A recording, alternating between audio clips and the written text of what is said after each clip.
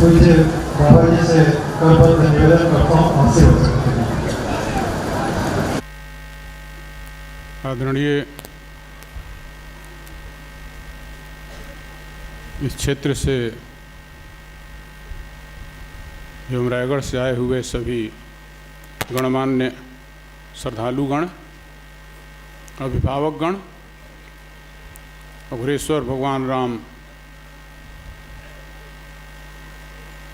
विद्या मंदिर के सहयोगी सभी शिक्षक एवं शिक्षिकागण, सामने में उपस्थित सभी छात्र छात्राएं, उपस्थित माताएं, अभी आप लोगों ने इस विद्यालय के बच्चों द्वारा जो प्रस्तुति किया गया उसे देखा। बड़ी निर्भीकता के साथ, आत्मविश्वास के साथ इन्होंने अपनी बातें रखी। यही आत्मविश्वास, मनुष्य को देखो सबके ऊपर विश्वास होता है, लेकिन अगर अपने ऊपर जब विश्वास न हो तब तक जीवन में वह आगे नहीं बढ़ पाता है। आत्मविश्वास जगाना पड़ता है।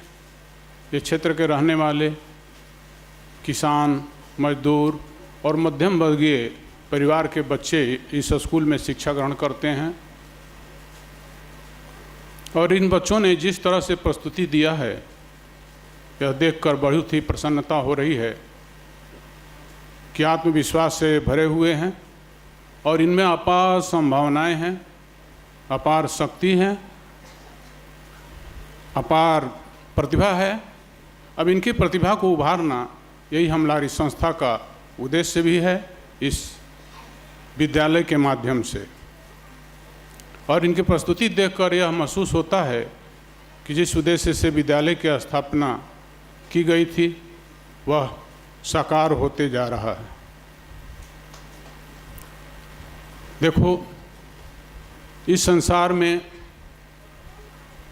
कोई भी ऐसी योग्यता नहीं है, कोई भी ऐसा पद नहीं है, कोई भी ऐसा पदार्थ नहीं है जिसे पुरुषार्थ से प्राप्त नहीं किया जा सकता है। तो मैं बच्चों को यही कहूँगा कि आप अपने परिश्रम और पुरुषार्थ से जो चाहते हैं हर कुछ प्राप्त कर सकते हैं। यहाँ परिश्रम से आदमी अपने जीवन का निर्माण करता है, परिश्रम से हर पद, हर योग्यता, हर पदार्थ को प्राप्त करता है। और पुरुषार्थी जो व्यक्ति होता है जीवन में आने वाले हर बाधाओं को दूर कर लेता है और ऐसा ही व्यक्ति जीवन में इतिहास बनाता है। उसके मार्ग में गरीबी या विपरीत परिस्थितियां कोई अवरोध नहीं बन सकती हैं और सभी अवरोधों को पुरुषार्थ और प्रयत्न द्वारा दूर कर अपना आगे का मार्ग खोल लेता है। और यही हमारे देश या संसार का इतिहास भी है कि जिसने भी संघर्ष किया है वही अपने जीवन में इतिहास बनाया है। ऐसे ही लोग ऐतिहासिक पुरुष बनते हैं। इसलिए आप भी संघर्ष करने के लिए तैयार रहिए हर विपरीत परिस्थितियों में, और परिश्रम करके आप ऊंच से ऊंच स्थिति को प्राप्त कर सकते हैं। लेकिन जैसे अभी पूर्व के वक्ता लोगों ने कहा, एक बख्शी ने अपना वक्तव्य व्यक्त किया, उससे यह स्पष्ट है कि जो है इस क्षेत्र के बच्चे अपने विकास के लिए हर तरह के प्रयत्न कर रहे हैं और उनका प्रयत्न सराहनीय है। इसमें सभी शिक्षक बंधुओं का भी बहुत बड़ा योगदान है। मैं इन लोगों का भी बहुत धन्यवाद देता हूं और इन बच्चों से और कुछ आशा रखते हैं कि ये घर में भी शिक्षा के साथ साथ व्यवहार कुशलता सीखना है। स्कूल में तो आपका इतना समय बीतता है, लेकिन व्यवहारिक ज्ञान भी मनुष्य को आगे बढ़ने में, जिसको संस्कार कहते हैं, शिक्षा के साथ संस्कार भी बहुत आवश्यक होता है, तभी आप मनुष्य बन सकते हैं। सिर्फ किताबी ज्ञान से और नौकरी के लिए ज्ञान प्राप्त करने से मनुष्य का जीवन संकीर्णता में बंध जाता है। पहले जो गुरुकुल परंपरा थी भारत में, प्राचीन भारत की संस्कृति थी कि गुरुकुल में लोग पढ़ने के लिए जाते थे और उनका चहुमुखी विकास किया जाता था। हर प्रकार का प्रशिक्षण वहाँ दिया जाता था। शिक्षा के साथ उनको धनुर्विद्या का, शिल्प विद्या का और भी कृषि करने का, गौ सेवा का, इस तरह का अनेकों प्रकार का प्रशिक्षण वहाँ ज्योतिष विद्या का दिया जाता था। और बच्चे जिस तरह के जो है क्षेत्र में प्रतिभा उनकी होती थी, उस तरह की उनके प्रतिभा को उभारने का प्रयास किया जाता रहा है, जिसको आज कौशल विकास या तकनीकी शिक्षा कहकर प्रशिक्षण दिया जा रहा है। यह भारतीय संस्कृति की परंपरा रही है। हमारे संस्कृति में बहुत कुछ हमारे संत महात्मा महापुरुषों ने छोड़ कर रखा है। हम अगर उससे दूर नहीं हुए, उस संस्कृति रूपी माता के साथ जुड़कर अपने दिशा में आगे बढ़ते रहे, तो हम बहुत ऊंचाई तक आगे जा सकते हैं। और जो कुछ इस जीवन में बनना चाहते हैं, किसी पद को प्राप्त करना चाहते हैं, किसी प्रतिष्ठा को प्राप्त करना चाहते हैं, किसी योग्यता को प्राप्त करना चाहते हैं, वह सब कुछ प्राप्त कर सकते हैं संघर्ष के द्वारा, प्रयत्न के द्वारा। जो निरंतर प्रयत्न करता है, यह नहीं ईमानदारी से प्रयत्न करना है। ईमानदारी से प्रयत्न का मतलब क्या हुआ कि माता पिता को दिखाने के लिए सिर्फ नहीं पढ़ना है। बहुत से बच्चे होते हैं जो माता पिता को देखकर पढ़ना शुरू कर देते हैं, और जब माता पिता दूर होते हैं तो पढ़ना बंद कर देते हैं। इससे नहीं, आप अपने भविष्य के निर्माण के लिए अध्ययन कर रहे हैं, पढ़ रहे हैं, यह सोचकर पढ़ना है। कम ईमानदारी से प्रयत्न करेंगे, पढ़ेंगे, 7 घंटा 8 घंटा मेरी पढ़ाई होगी तो हम जीवन में बहुत आगे बढ़ सकते हैं, मेरा भविष्य उज्जवल होगा, मैं ऊंचे पद को प्राप्त कर सकता हूं। और सिर्फ धन कमाने के लिए नहीं, अपने देश के लिए भी इंजीनियर बनकर, डॉक्टर बनकर, वैज्ञानिक बनकर सिर्फ अपना परिवार चलाना है, यहीं तक हमारा जीवन नहीं है, बल्कि हम देश के लिए भी कुछ कर सकें, देश के प्रगति में भी हम अपना योगदान कर सकें। यह हमारी सोच होना चाहिए, आपकी सोच होना चाहिए। और इसके लिए आपको जो है परिश्रम के लिए तैयार रहना है, अध्ययन के लिए तैयार रहना है, और व्यवहारिक ज्ञान सीखते रहना है। माता पिता की बातों को अनदेखा नहीं करना चाहिए। आज बच्चे बहुत ऐसे हैं जिनका शिकायत आता है कि अपने माता पिता की बातों को अनदेखा करते हैं, वे उनसे नाराज रहते हैं, वे सोचते हैं कि मेरी माता मेरे पिता मुझे खेलने में बाधा डालते हैं, जबकि आपके माता पिता इस संसार में सबसे बड़े शुभचिंतक होते हैं। आप ही के नहीं, सभी लोगों के माता पिता शुभचिंतक होते हैं। जब कोई बच्चा गलत करता है, ज़्यादा मोबाइल चलाता है, ज़्यादा टीवी देखता है, ज़्यादा खेलने में अपना समय नष्ट करता है, तो वे लोग हमें याद दिलाते हैं कि तुम पढ़ो, अपना होमवर्क करो, स्कूल से जो ज्ञान मिला है उसका अभ्यास करो, यह कहते हैं। यह याद दिलाना उनका जो है कर्तव्य बनता है। चाहते हैं कि हमारा बच्चा बहुत ऊंचाई को प्राप्त करे। हृदय प्रीत मुख वचन कठोरा कहा गया है। हृदय में अपार प्रेम है बच्चों के प्रति किसी माता पिता के मन में, लेकिन कभी कभी उनको कठोर वचन बोलना पड़ता है ताकि हमारे बच्चा गलत रास्ते से अलग होकर सही दिशा में चलना शुरू कर दे। तो इसलिए माता पिता हमारे सबसे बड़े हितैषी होते हैं। हमको उनकी बातों को ध्यान देना चाहिए और गंभीरता से सोचना चाहिए कि माँ आपके लिए खाना बनाती है, आपका कपड़ा साफ करती है, आपका हर प्रकार का व्यवस्था देती है, तो उसे आपको बोलने का अधिकार होता है कि हम गलत दिशा में जाएं तो वे हमें रोक सकें। इसलिए और आज ऐसे भी समाज में हम देखते हैं कि माता पिता का उपेक्षा हो रहा है, जबकि हम लोग जिस भी देवता को अपना आदर्श मानते हैं और उनकी हम पूजा करते हैं, वे भी हमें क्या शिक्षा देते हैं। आप जिसकी उपासना करते हैं उसकी जो है क्या शिक्षा है, क्या गुण है, क्या धर्म है, क्या आदर्श है, क्या उनका आचरण है, उसे भी जीवन में स्वीकार करना चाहिए। बहुत से लोग कहते हैं कि मैं पूजा करता हूँ, धूप दीप करता हूँ, मंत्र जपता हूँ, लेकिन मेरा कार्य पूर्ण नहीं हुआ। क्यों नहीं पूर्ण हुआ? क्योंकि आप जिसे मानते हैं, जिस देवता की उपासना करते हैं, पूजा करते हैं, उनके आदर्श को भी जीवन में उतारना है, उनके शिक्षा को भी जीवन में उतारना है। भगवान रामचंद्र जी हैं, देखिए उनके जीवन में क्या राजा बनना था, उनको वनवास जाने की बात आ गई। उनकी माता कैकेयी ने राजा दशरथ से उनके लिए वनवास मांगा। एक वर में उसने अपने पुत्र भरत के लिए राज्य मांगा, दूसरे वर में उसको 14 वर्ष के लिए रामचंद्र जी को वनवास मांगा। बाद में उनको सूचना दिया गया, राजा तो मूर्छित होकर गिर पड़े इस वर को सुन करके, इस मांग को सुन करके। लेकिन माता कैकेयी ने रामचंद्र जी को बुलाकर कहा, देखो तुम्हारे पिताजी इतना दुखी हैं तुम्हारे प्रेम से वशीभूत होकर, पूछो इनसे क्या बातें हैं। बोले क्या बात है माता? तो उन्होंने कहा कि मैंने 2 वर मांगा है, एक में भरत जी को राजा और तुम्हारे लिए 14 वर्ष का वनवास। वे बहुत प्रसन्न हो गए, बोले ये तो बहुत अच्छी बात है, जो कुछ भी आपने हमारे लिए दिया है, मेरी माँ हैं आप, हमारे अच्छे ही के लिए होगा, मैं इसमें बिल्कुल संतुष्ट हूँ। प्रसन्न हो गए और अपने पिता को समझाने लगे कि पिताजी आप हृदय से आशीर्वाद दीजिए, मैं इस कार्य को पूर्ण करने जा रहा हूँ, आप आदेश दीजिए। तो यह पुत्र होता है। वह पुत्र जो है पिता की बात मानकर, माता की बात मानकर जंगल जाने को तैयार हैं, और आप उन्हीं जो है देवता की उपासना करते हैं, उनको धूप दीप करते हैं। और आज क्या उस तरह की स्थिति है, कहते हैं कि चार पदार्थ करतल ताके प्रिय मातु पितु प्राण सम जाके। जिसका माता पिता प्राण के समान प्रिय हों, भगवान कहते हैं कि भाई वो जो है चारों पदार्थ, चार पदार्थ कौन होता है? अर्थ, धर्म, काम, मोक्ष, सब उसके मुट्ठी में हो जाता है।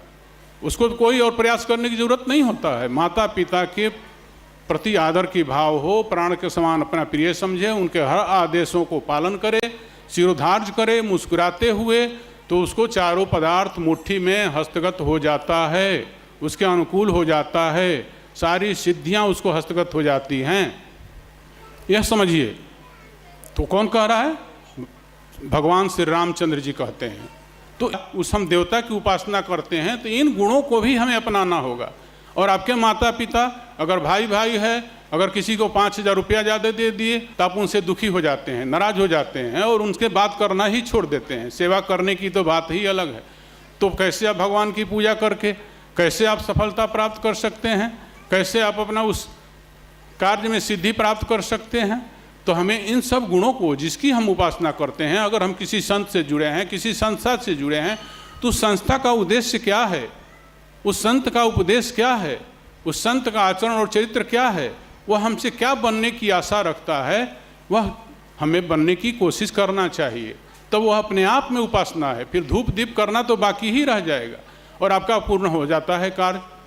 तो हमें इन सब चीज़ों में ध्यान देना है। सिर्फ आने और जाने से, धूप धुआ करने से, दीप करने से सब कार्य नहीं बनता है बंधु। हमें उसके शिक्षा और उसके उपदेश को आत्मसात करना है, तो अवश्य ही आपको जीवन में सफलता मिलेगा। तो आपसे आशा यही है कि आप मनुष्य बनना है। आपको मनुष्य कैसे बने? आदर और सम्मान देकर। सभी बूढ़े बुजुर्गों को उनका अनदेखा नहीं करना है। देखिए, वो कोई 60 बरस 65 बरस के हैं, आकर इस संसार में अपना जीवन जी चुके हैं। 60-65 बरस का उनके पास अनुभव है।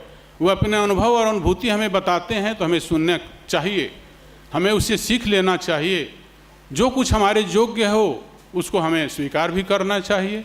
तो इस तरह से माता पिता के प्रति हमारा आदर का भाव होना चाहिए, उनका अनदेखा नहीं होना चाहिए, उनका सेवा होना चाहिए।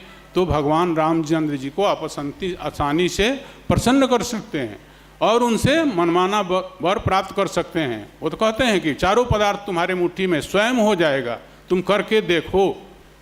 तो हम बच्चों और बुजुर्गों और जो कुछ भी अभिभावक गण या श्रद्धालु गण उपस्थित हैं, सभी के लिए मैं कह रहा हूँ कि हमारे मन में आदर की भाव होना चाहिए, और तभी हमारा वह तपस्या, तभी हमारा वह कार्य जिसमें हम अपना जो है सफलता प्राप्त करना चाहते हैं, सिद्ध होता है। मनुष्य हर प्रकार के होते हैं। मनुष्य अपने जीवन में जो है बहुत से कार्य भी करते हैं, फिर भी उनको सफलता नहीं मिलती है। बहुत से ऐसे होते हैं जो थोड़े से प्रयास करके भी सफलता को प्राप्त कर लेते हैं। तो चरित्र जो है मनुष्य के अंदर में सफलता का बहुत बड़ा साधन होता है। हम अपने चरित्र को ठीक रखकर, अपने चरित्रवान बनकर अपने जीवन का कल्याण कर सकते हैं। और चरित्र का निर्माण कैसे होता है? संस्कार से। संस्कार के समूह को ही चरित्र कहा जाता है। संस्कार हमारा कैसे बनता है? हमारे कर्म से। हम पवित्र कर्म करें, क्योंकि कहा गया इस संसार में कर्म प्रधान विश्व करि राखा, जो जस करे सो तस फल चाखा। इस संसार में जो जैसा कर्म करता है उसी के अनुरूप उसको जो है फल की प्राप्ति होती है। जो जो जैसा जैसा कर्म करे उस तरह का भी फल प्राप्त होता है। हम अच्छे कर्म करेंगे तो हमको अच्छे फल की प्राप्ति होगी, हम बुरे कर्म करेंगे तो हमें बुरे फल की प्राप्ति होगी। जो विद्यार्थी खूब अच्छी परिश्रम करता है उसके अच्छे अंक प्राप्त होते हैं, जो उससे कम मेहनत करता है उसके कम नंबर प्राप्त होते हैं, और जो बिल्कुल मेहनत नहीं करता है, स्कूल से जाने के बाद पढ़ता ही नहीं है, ध्यान ही नहीं देता है, प्रतिदिन आता नहीं है, वह क्या होता है? अनुत्तीर्ण भी हो जाता है, वह फेल भी हो जाता है। तो यह प्रत्यक्ष हमको दिखाई देता है। फिर भी लोग कहते हैं कि अब हमारे यहाँ से जाने के बाद, मरने के बाद क्या होगा? ऐसा नहीं बंधु। संसार में ही मनुष्य के परिश्रम का, संसार में ही मनुष्य के आदर्श का और उसके जीवन जीने की जो शैली है, कर्म हैं, सभी का जो है फल प्राप्त होता है। सबका फल हमको इस संसार में प्राप्त होता है, दिखाई देता है। जो आगे है, जो ऊंचे स्थान पर है, जो कुछ न कुछ क्रियाशील है, कुछ करता है, समाज के लिए सेवा करता है, वह जो है व्यक्ति सुखी है, वह शांत है, वह स्थिर बुद्धि कहलाता है। और नहीं तो चंचलता मनुष्य को घेरे रहता है। चंचल चित्त भटक दिन राति, चंचलता जो है हमारे चित्त में भटकाव पैदा करता है और हम कभी भी शांति और शीतलता की अनुभूति नहीं कर पाते हैं। अगर आपको शांति चाहिए, आपको शीतलता चाहिए, तो हमें उन आदर्शों को स्वीकार करना होगा जिस संस्था और संत के साथ जुड़े हैं। वो जो कुछ हमको दे रहे हैं कि भाई हमें कुछ गरीबों के लिए भी करना है। हमें अपने लिए तो सब जीता है, जो दूसरे के लिए जीता है, पराये के लिए जीता है, वह व्यक्ति महान होता है। और ऐसे व्यक्ति के लिए कहा गया है कि उसके लिए इस संसार में कुछ दुर्लभ नहीं होता है। पराधीन, वह पराधीन जो हो जाता है उसके लिए जो है कुछ संसार में दुख ही दुख होता है।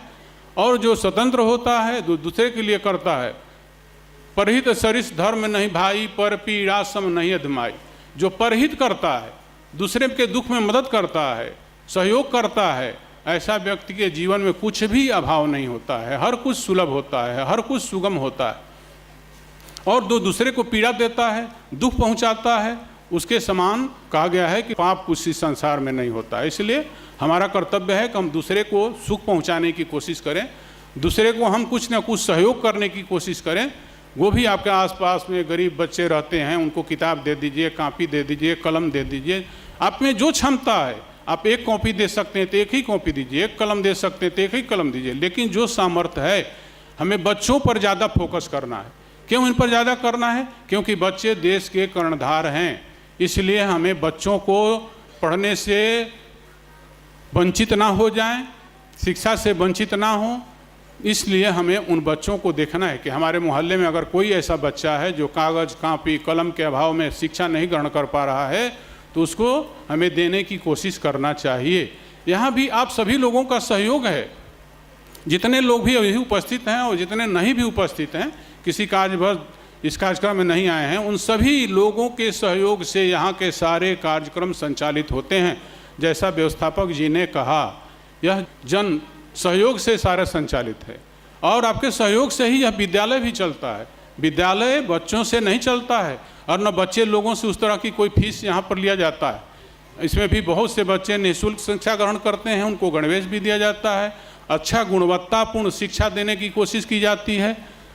लेकिन यह सभी जुड़े हुए आप लोगों के सहयोग से विद्यालय चलता है। आप जो सहयोग देते हैं उसमें सदस्यता शुल्क के रूप में देते हैं, अवदान के रूप में देते हैं, वह सब कुछ इसमें जो है लगाया जाता है, तब इस स्कूल की पूर्ति होती है। वहाँ स्कूल स्वावलंबी नहीं है, आपके सहयोग से वह चलता है। तो इस रूप में भी आपका जो सहयोग मिल रहा है, यह एक तरह से राष्ट्र निर्माण में योगदान है। इन बच्चों को शिक्षा में जो मिल रहा है वह राष्ट्र के निर्माण में आपका योगदान है। जो परिश्रम से प्राप्त करते हैं आप धन, उसमें से जो बचा कर देते हैं। इसीलिए संस्था द्वारा बहुत से कार्यक्रम चलाए जाते हैं जो समाज में व्याप्त कुरीतियाँ हैं, आडंबर हैं, जिनके चलते समाज को आर्थिक बोझ का सामना करना पड़ता है अनावश्यक। सबसे ज़्यादा उसमें कौन दो हैं? एक विवाह, दूसरा अंतिम संस्कार। विवाह में जो अनर्गल धन से क्या होता है? खर्च होता है, अपव्यय होता है, दिखावे के लिए होता है, जिसकी आवश्यकता नहीं है। उस धन को हम बचा कर के भी चाहें किसी गरीब बच्चे की कन्या की शादी में लगा सकते हैं, उसके और किसी तरह के जो है विकास में हम लगा सकते हैं। आप अपने बाल बच्चों के नाम के विकास पर लगाइए, लेकिन दिखावे के लिए जो खर्च करते हैं शादी में, वह अनावश्यक है, उसकी आवश्यकता नहीं है। उस उपार्जित परिश्रम से उपार्जित धन को आप दूसरे की सेवा में लगाकर पुण्य की प्राप्ति कर सकते हैं और अपना एक इतिहास बना सकते हैं और अपने आने वाली पीढ़ी को एक प्रेरणा दे सकते हैं।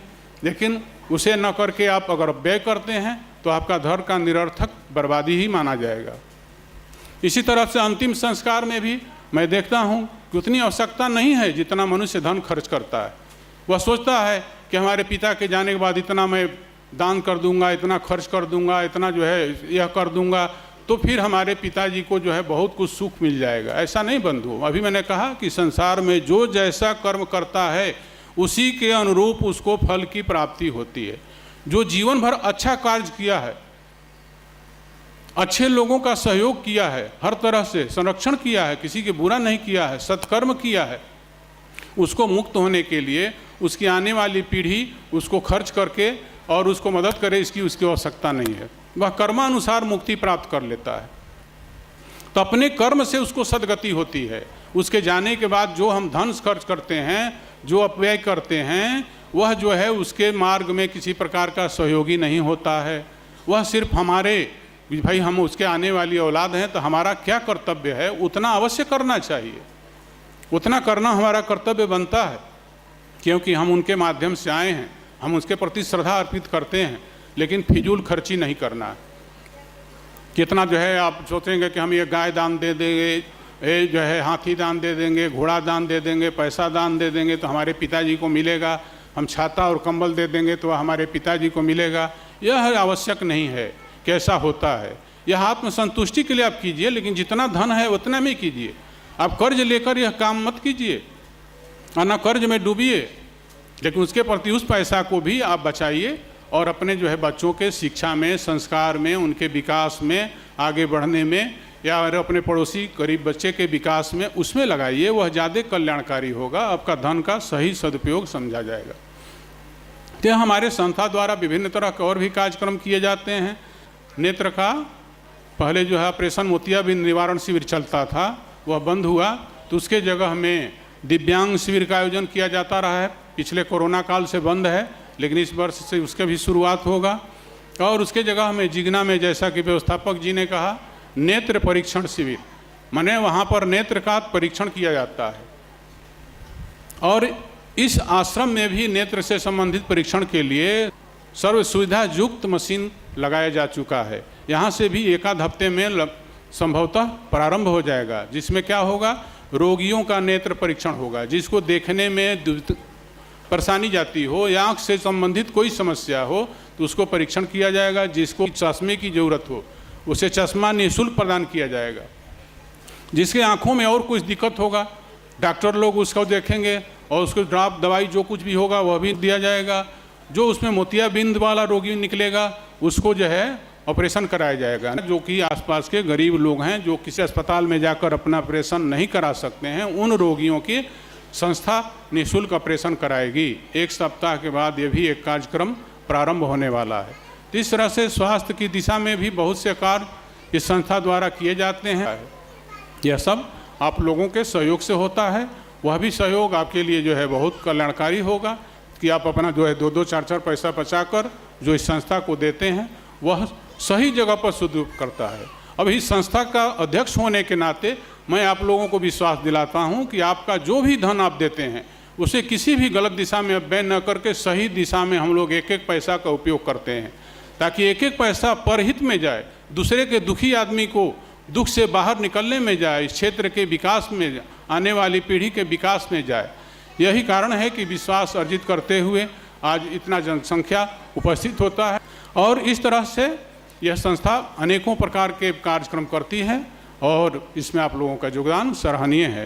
तो जो बच्चों के द्वारा आपने कार्यक्रम देखा, यहाँ से चलने वाले प्रोग्राम का आपने आंकड़ा सुना, यह मनुष्य जीवन को अपने कल्याण करने के लिए बहुत आवश्यक सूत्र होता है कि हम अपने जीवन का कल्याण कैसे करें। हम जीवन के कल्याण करने के लिए परोपकार का कार्य करें, अपना सत्कर्म करें, अच्छे विचार रखें, अच्छे सोच रखें और अच्छी दिशा में अच्छे संगति से, बच्चों को भी मैं कहूँगा कि संगति से भी हमें बचना है। आप अच्छे लोगों की संगति में रहोगे तो अच्छा गुण ग्रहण करोगे। संगत से गुण होता है, संगत से गुण जात।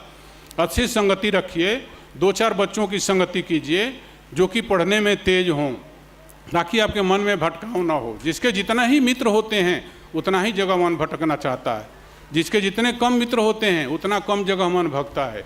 इसलिए हमें मित्र कम बनाना चाहिए, लेकिन सोच समझकर बनाना चाहिए। जो सदाचारी हो, शीलवान हो, जो शील का पालन करता है, शालीनता का पालन करता है, सत्य के पथ पर चलता है, सत्य बोलता है, यही तो तपस्या है। अग्रेश्वर महाप्रभु कहते हैं कि शील शालीनता के पालन को तपस्या कहते हैं। जिस तप के सामने देवता लोग झुक जाते हैं, आपको देवता को खोजना नहीं है, और इस तप के सामने देवता लोग आपसे जो है सामने प्रकट होते हैं, आपसे बाध्य हो जाते हैं। ऐसा आप लोगों ने इतिहासों में पढ़ा है।